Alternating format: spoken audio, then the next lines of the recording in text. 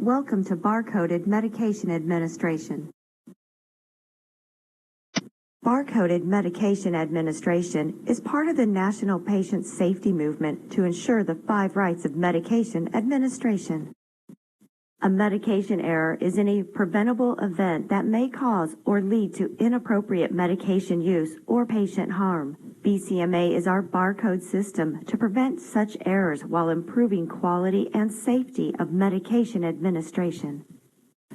BCMA is a component of the legal medical record. Back timing or changing administration times to appear on time is falsifying a legal document. Medication documentation is used for medical decision-making, which could lead to inaccurate assessment of a medication's effectiveness. Please select your area of care. Inpatient and ED Holding Status Board has an EMR button. Some markets may require a PIN.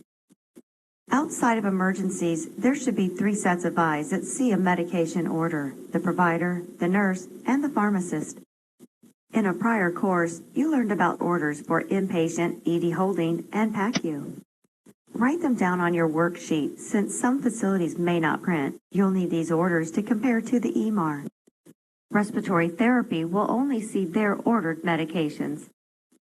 The minimum acceptable scan rate for all staff is 99% or higher, with a goal of 100%. Scanning equals verification, which occurs prior to medication administration. All patients must have a readable, barcoded armband, and that armband must be on the patient's arm. If an armband does not scan, replace the armband before administering medications. Scan only medication barcodes, such as vial-to-bag systems, those affixed by the pharmacy or the manufacturer. If a barcode is not scanned, return the medication along with the original packet to the pharmacy.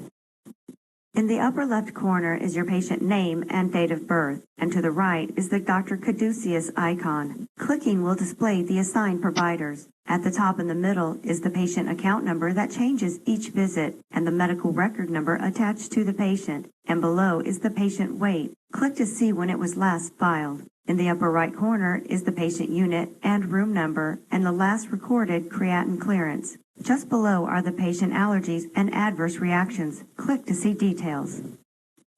The shaded area is a legend for the below medications. The check will place or remove all checks. To the right is the start, stop, and status of a med. In the middle are the medications. These medications can be reprioritized by clicking icons.